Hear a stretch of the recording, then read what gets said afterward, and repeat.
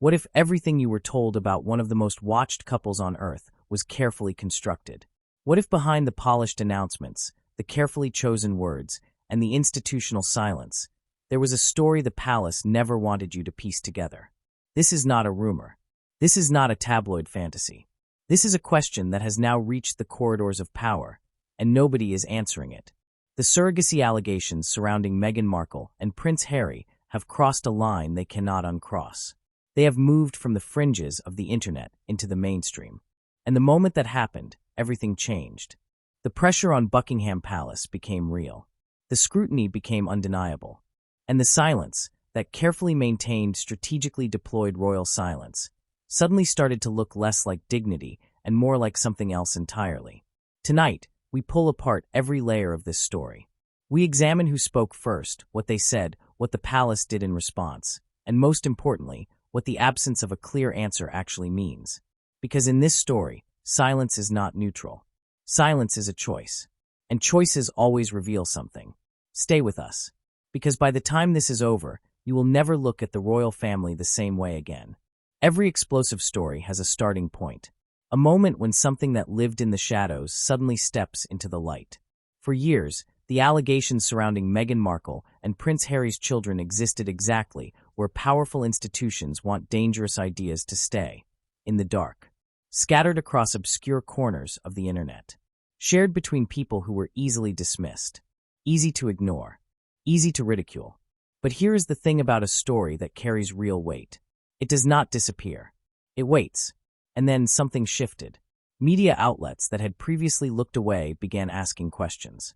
Commentary platforms that had stayed cautious started exploring the edges of the story. And as each new voice added itself to the conversation, the volume grew. Not because new evidence had appeared, but because the old questions had never been answered. And unanswered questions have a way of growing louder with time. The shift happened gradually at first, then all at once. A report here, an opinion piece there, an unnamed source suggesting that behind closed doors, certain conversations were happening that the public was never meant to hear. Each piece of coverage, no matter how carefully worded, added weight to a narrative that was already building momentum. By the time the mainstream media began treating this as a story worth examining, the surrogacy allegations had already taken root in public consciousness. And that is when the palace found itself facing something it had not anticipated. Not a rumor it could dismiss, not a fringe claim it could ignore, but a full-scale public debate, shaped by perception, fueled by curiosity, and sustained by the one thing the institution had always relied on to protect itself: its own silence. The question being asked was no longer just about Meghan and Harry as individuals. It had evolved into something bigger, something that touched the very foundation of what the monarchy represents. And at the center of that question were two children, Prince Archie and Princess Lilibet, whose place in the royal line of succession was suddenly, and uncomfortably, part of a debate that nobody in the palace had chosen to enter. How did we get here? And who decided it was finally time to stop whispering? In every story of institutional exposure, there is always a catalyst, a person willing to say out loud what others only dare think. In this case, that person was Lady Colin Campbell. Lady Colin Campbell is not an outsider. She is not a stranger to royal affairs. She has spent decades embedded in the circles that surround the British monarchy, and she has built a reputation, controversial, outspoken, impossible to ignore, on her willingness to say exactly what those circles want kept quiet. So when she began raising direct, pointed, public questions about the circumstances surrounding the births of Prince Archie and Princess Lilibet, people listened. Her claims were not introduced as wild accusations. They were framed around something far more powerful: tradition. She pointed to long-established royal practices that had historically existed for one specific purpose: to remove all doubt about the legitimacy of those who stand in line for the throne. These were not arbitrary customs. They were constitutional safeguards. Practices built over centuries because the monarchy understood better than anyone that perception, if left unchecked, could be as dangerous as reality. And what Lady Colin Campbell suggested, carefully but unmistakably, was that those safeguards had not been applied in the same way this time. The impact of her words was immediate, not because she had produced a document or presented a witness, but because she had given the existing speculation something it had been missing: a credible, recognizable voice. Suddenly, Ideas that had been easy to dismiss when they came from anonymous internet accounts were being examined again, this time through a different lens. Media outlets amplified the story. Tabloids repeated the key points. Commentary platforms dissected every word she had said. And as that process unfolded, something remarkable happened. The story stopped being about whether the allegations were true. It became about why they had never been properly addressed. That is a subtle but enormously significant shift. Because once the question changes from, "Is this real?" to, "Why hasn't anyone explained this?" the institution is no longer in control of the narrative. The audience is. References to unnamed palace insiders began surfacing. Suggestions that certain conversations were happening behind closed doors. Hints that some within the royal household were not as comfortable with the silence as others. None of these could be verified. None of them came with names or documents. But they did not need to. In a story already running on implication and interpretation, they added exactly what the narrative needed. Momentum. And as the momentum built, attention turned toward Prince Archie and Princess Lilibet themselves. These two children, introduced to the world through formal palace announcements, were now at the center of a debate about legitimacy, tradition, and institutional transparency that no one had prepared them for. Observers began revisiting old timelines, scrutinizing past statements, looking for inconsistencies in details that had once seemed unremarkable. The story had transformed. What began as whispered speculation had become a structured, publicly discussed challenge to one of the most powerful families on Earth. And the palace was still not saying a word. To understand why this controversy carries the weight it does, you have to understand what is actually at stake. This is not gossip. This is not celebrity scandal in the traditional sense. What lies beneath these allegations reaches into the constitutional foundations of the British monarchy itself. The royal line of succession is not a symbolic concept. It is a legal and institutional framework that has governed the transfer of power in Britain for centuries. And at its core, that framework depends on one thing above everything else: certainty. Not probability. Not reasonable assumption. Certainty. Historically, royal births were treated as events of national significance precisely because they were. They were not private family moments. They were constitutional events. At certain points in history, government officials were physically required to be present at royal births. Not out of cruelty or invasion of privacy, but because the integrity of the succession demanded that there could be no question, no ambiguity, no gap in the record that someone could later exploit. Those specific practices evolved over time. The world changed. Expectations changed. But the underlying principle never disappeared. The public expectation that the legitimacy of those in the line of succession could be clearly and reliably confirmed. That expectation remained. It became part of an unspoken agreement between the monarchy and the people it governs. Now critics are arguing that in the case of Archie and Lilibet, that agreement was not honored in the same way it had been for previous generations. They point to the limited nature of publicly available verification. The absence of widely recognized confirmation from medical authorities presented in a manner consistent with earlier royal births. And they argue that this gap, this space between what was announced and what was independently confirmed, is precisely what has allowed the speculation to grow. Supporters of the couple push back firmly. They argue that official announcements were made through proper channels, that birth certificates exist, that the demand for additional verification crosses a line from legitimate inquiry into something more troubling, an invasion of privacy dressed up as constitutional concern. And that tension between those two positions is exactly where the story lives, because both cannot be fully right, and neither can be fully dismissed. What makes this moment particularly dangerous for the monarchy is not the allegations themselves. It is the fact that a credible, publicly visible debate is now happening about whether the line of succession is built on a foundation that some people no longer fully trust. That is not a rumor. That is a reputational crisis. And it is unfolding in real time, with the palace still refusing to directly engage. Some voices have gone further, calling for a formal review of the children's positions within the succession. These calls are framed not as attacks, but as demands for reassurance. Give us clarity, they say, and the debate ends. But if the institution refuses to engage, what does that refusal communicate to the people watching?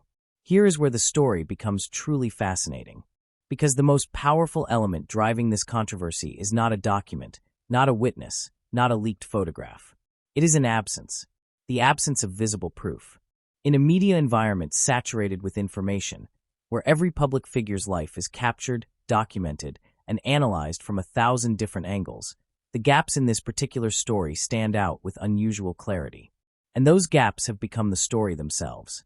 Observers who have examined the timeline point to specific details that feel incomplete to them. The pattern of public appearances before and after the births. The nature and source of official confirmations. The level of medical detail made available compared to previous royal births. Individually, each of these points might seem minor. Together, they create a picture that some find difficult to reconcile with the level of transparency they expected. And here is the critical dynamic. In the absence of clear counterinformation, every unanswered question gets louder. Not because new information has emerged, but because the silence around the original questions has created a vacuum. And vacuums, in the world of public narrative, are never empty for long. They fill with interpretation. The palace's approach, confirm the essential facts, announced through official channels, provide no additional detail, is entirely consistent with how the institution has operated for decades. Birth certificates were filed. Announcements were made. The basic record exists. But in the current climate, basic record-keeping is no longer enough to satisfy a public that has been trained to ask deeper questions. The audience has changed. The media landscape has changed. The tools available for scrutiny have changed. And the institutional response has not changed fast enough to meet those new expectations. For those who believe the allegations carry real weight, the absence of expanded verification is not a neutral fact. It is a signal. It suggests deliberate concealment. It implies that what is not shown is more important than what is. For those who reject the allegations, that same absence is simply the predictable result of a family choosing privacy, a right they argue any person, royal or otherwise, should be entitled to exercise. Both interpretations are reasonable. Both are incomplete. And in that incompleteness, the story continues. Buckingham Palace did not hold a press conference. It did not issue a point-by-point rebuttal. It did not call in journalists for a background briefing designed to reshape the narrative. It did what it has always done. It maintained its position. It followed its protocol.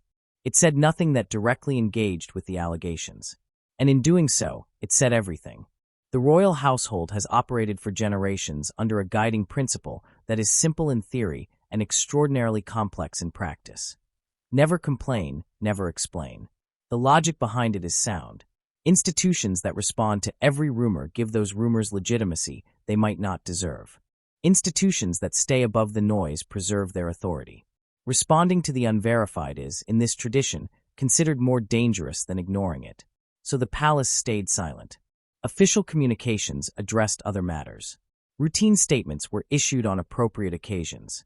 And when the surrogacy allegations came up, when journalists pushed, when commentators asked directly, when public pressure mounted, the response was the same as it had always been.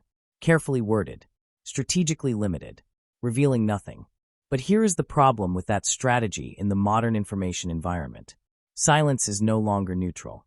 In a world where every pause is analyzed, where every non-answer is treated as an answer, where audiences are sophisticated enough to understand what institutional restraint looks like and to read it accordingly, silence has become a form of communication, whether the institution intends it or not. When observers noticed that the palace was not addressing the allegations directly, many of them did not conclude that there was nothing to address. Many of them concluded the opposite, that the decision not to engage was itself a decision worth examining, that the carefully managed distance between the institution and the specific claims was not incidental but deliberate. And deliberate decisions, in a story like this, invite questions about motivation. Why maintain the silence? What does engagement risk? What does the palace have to protect? These questions do not require a conspiracy to feel legitimate. They are the natural response of an audience that has watched institutional silence used as a shield before and knows exactly what it can mean. The palace is now caught between two equally uncomfortable outcomes. Respond directly and give the allegations a platform they might not merit. Stay silent and allow the interpretation of that silence to fill the space where a clear denial could have lived. Neither path leads easily to resolution. And as the story continues to grow, the weight of that impossible choice becomes heavier with every passing day. You are not just watching a story unfold. You are watching a story being built. The mechanics of how this controversy has spread are as important as the content of the controversy itself.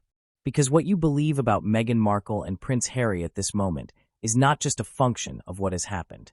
It is a function of how what has happened has been presented, repeated, framed, and reinforced across dozens of platforms over an extended period of time. This is how modern narrative construction works. It does not require a single explosive revelation. It requires repetition. It requires consistency of framing. It requires that the same core ideas be introduced again and again, in slightly different forms, through slightly different voices, until those ideas begin to feel like established facts rather than open questions. Consider how this story has been covered. The same key points appear across multiple outlets. Questions about timelines. Questions about medical confirmation. Questions about the gap between announced facts and independently verified details. Each outlet frames these questions in its own style, some more cautious, some more provocative, but the questions themselves remain remarkably consistent. And with each repetition, something psychological happens. The questions begin to feel familiar. Familiarity creates a sense of credibility. And credibility, even when it has not been formally established, influences belief. Anonymous sources play a critical role in this process. References to unnamed palace insiders. Suggestions from people described as close to the situation. Hints from those said to have knowledge of what is happening behind closed doors. These sources cannot be challenged because they cannot be identified. They cannot be verified because their identity is protected. But they can be quoted. And each time they are quoted, they add another layer of apparent authority to a narrative that might otherwise be seen as entirely speculative. Tone does equally important work. Subtle choices in wording can guide interpretation without making explicit claims. A headline that asks a question rather than states a fact is technically cautious, but functionally provocative. A report that describes something as unexplained rather than unknown implies that an explanation exists and is being withheld. These choices accumulate. Over time, they shape the emotional landscape in which audiences receive the story. And that emotional landscape determines which details feel significant and which feel irrelevant. Meanwhile, the confirmed facts remain limited and stable. Archie and Lilibet were born. Announcements were made. Official documents exist. But these facts, presented without drama, without implication, without the gravitational pull of unresolved questions, consistently receive less attention than the speculative elements surrounding them. The result is a story that feels larger and more substantiated than the verified evidence actually supports. Not through deception necessarily, but through the power of repetition, framing, and the human instinct to find patterns in incomplete information. This is not unique to this story. It is how narratives work. But recognizing the mechanism does not make it less powerful. If anything, understanding it makes the story more interesting, because it raises a deeper question about what we actually know versus what we have simply been persuaded to believe. We have reached the moment where honesty demands a reckoning. What do we actually know? We know that Prince Archie and Princess Lilibet were born. We know that their births were announced through official royal channels following standard communication practices. We know that birth certificates were filed. We know that Meghan Markle and Prince Harry have presented these children to the world as their own, in public, on numerous occasions, without contradiction from any verifiable source. That is what is confirmed. Everything else, the allegations, the insider suggestions, the pointed questions about verification gaps, the implications drawn from Lady Colin Campbell's statements, the meaning attributed to the palace's silence, all of it exists in a different category. Not confirmed, not disproven, interpreted. An interpretation, no matter how convincingly it is delivered, is not the same as evidence. The controversy surrounding Meghan Markle, Prince Harry, and the surrogacy allegations is not going away. Not because the evidence demands it continue, but because the conditions that sustain it remain in place. The silence from the palace will continue to be read as meaningful by those already inclined to believe the allegations. The absence of visible verification will continue to be treated as a gap worth examining. Lady Colin Campbell and others who have amplified the story will continue to find audiences eager for the next development. And the media machine that has turned this question into a global conversation will continue to turn, because it is powered not by facts, but by attention. And attention is something this story commands in extraordinary quantities. What could change it? A direct, detailed, verified response from the palace that addresses the specific allegations with specificity and evidence, or the emergence of a named, credible source with documented proof that either confirms or definitively disproves the claims. Either development would break the current dynamic. Neither appears imminent, and so the story continues in the space it has always occupied, between what is known and what is believed, between institutional silence and public imagination, between a family's right to privacy and a constitutional system's demand for transparency. This is not simply a story about Meghan Markle and Prince Harry. It never was. It is a story about how truth is constructed in the modern world, about how institutions that once controlled their own narratives are losing that control, about how silence, once a shield, has become something that can be used against you, about how repetition can reshape reality, or at least reshape what millions of people believe reality to be. The palace is facing something it was not built to handle. Not a scandal it can ride out, not a rumor it can ignore into irrelevance, but a fully operational narrative machine that has found in its silence the perfect fuel. The question is no longer whether the allegations are true. The question is whether the truth, whatever it actually is, will ever be allowed to surface. And until it does, the silence will keep speaking. Make of that what you will.